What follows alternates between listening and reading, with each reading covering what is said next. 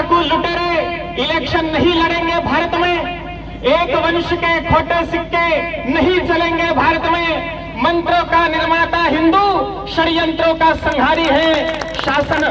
शासन बदलों का बहुत देख चुके, अब आई हंसों की बारी है। ये हंसों का राज्य आया है और जिस तरह से हंस पानी और दूध में से दोनों को अलग अलग कर देता है, तो हमारे माननीय मुख्यमंत्री योगी आदित्यनाथ जी ने वंदनीयों का वंदन किया और दंडनीयों को दंड दिया, जिनका सम्मान होना चाहिए था। बंधुओं, इस देश ने देखा है कि ताजमहल बनाने वाले कारीगरों के किस तरह से हाथ काटे गए थे, लेकिन आज काशी विश्वनाथ मंदिर बनाने वाले कर्मचारियों का, कारीगरों का, सेवकों का अगर किसी ने सम्मान किया तो वो हमारे आदरणीय प्रधानमंत्री श्री नरेंद्र मोदी जी हैं, जिन्होंने उन सेवकों के बीच में बैठ के भोजन किया। ऐसा राजा दुनिया में और कहां मिलेगा। आप लोगों से मैं इतना निवेदन करने आया हूं कि हमें ये चुनाव करना है कि हमें सज्जनों के हाथ में सत्ता देनी है या गुंडों के हाथ में सत्ता देनी है। और मुझे लगता है कि आज यहाँ के लोगों ने निर्णय कर लिया है कि देशद्रोहियों का अब इस देश में, इस प्रदेश में कोई काम नहीं है। और देखो, हम तो सीधी सी बात कहते हैं, दो तरह के लोग हैं देश में, एक रामजादे और दूसरे हरामजादे। और राम के भक्तों ने निर्णय ले लिया है कि हरामजादों का इस देश में कोई काम नहीं है। बंधुओं, राम की जब बात आती है तो हमें निषाद पार्टी के नाम से ही, जिसके साथ निषाद जुड़ा है, और राम के भक्त निषाद से बढ़कर और राम के भक्त कहां मिलेंगे। मैं वंदन करता हूं समूची निषाद जाति को, उस निषाद पार्टी को जो भगवान राम के मार्गदर्शन पे चलते हुए समाज को, इस देश को उत्तम लक्ष्य की ओर ले जा रहे हैं। और इस निषाद पार्टी के हमारे भाई ऋषि त्रिपाठी जी आप सब लोगों के बीच में हैं। बंधुओं, आज हमें अवसर मिला है चुनाव करने का। हमें चयन करना है कि हमें देशभक्त चाहिए या जिन्ना प्रेमी, पाकिस्तानी प्रेमी, देशद्रोही लोग चाहिए। हमें ये तय करना है।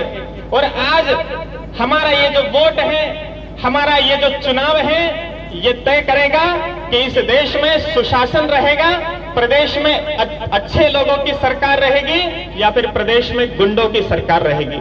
और मुझे लगता है आप सब लोगों ने मन बना लिया है कि ये देश, यह प्रदेश सज्जनों का है और इसलिए सज्जनों का, वंदनीयों का वंदन होना चाहिए और दंडनीयों का दंडन होना चाहिए। बंधुओं, हम हमेशा ये कहते हैं कि हम हिंदू हैं, आनंद के सिंधु हैं, चींटी को कण और हाथी को मन हम देना जानते हैं। लोग हाय तौबा मचाते हैं। हमारे माननीय योगी जी ने गर्व के साथ कहा कि कहो गर्व से हम हिंदू हैं। और मैं निवेदन कर रहा था कि हिंदू जहां है वहां शांति है। यदि हम अपने हिंदुत्व पर गर्व करेंगे, और आज आप देख लीजिए, जो लोग वर्षों से हिंदू मुस्लिम कराते कराते अपनी रोटियां सेकते सेकते लड़ाई दंगे कराते रहे, उन्होंने क्या दिया? बेरोजगारी, भुखमरी के अलावा कुछ नहीं दिया। लेकिन आज जब हम कहते हैं कि हम गर्व से कहते हैं कि हम हिंदू हैं, तो अगर हम अपने हिंदुत्व पर गर्व करेंगे, हम अपने भारत पर गर्व करेंगे, तो दुनिया हमारे ऊपर गर्व करेगी। इसलिए बंधुओं, आप लोगों को गर्व करना है। कहो गर्व से हम हिंदू हैं, हिंदुस्तान हमारा है। आप लोग भी जोर से बोलिए, कहो गर्व से हम हिंदू हैं, हिंदुस्तान।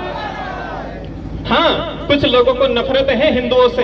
वो लोग फिरोज खान के पोता पोती बंटी बबली आज देश के अंदर सक्रिय हैं। वो नेशनल जोकर, राष्ट्रीय नमूना आज देश में घूमता हुआ फिर रहा है और बोल रहा है कि मैं भी हिंदू हूं।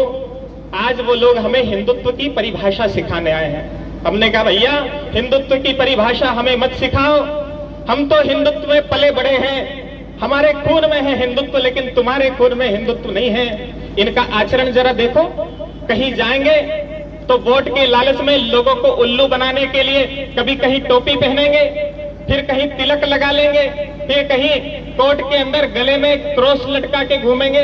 हमने कहा भैया जरा और अंदर तक छानबीन करो, क्या पता खतना भी न किया हो अंदर। ये लोग, मैं निवेदन ये कर रहा था कि जो किसी एक के ना हो सके वो न हिंदू के होंगे न मुसलमान के होंगे। लेकिन आज हमारे योगी जी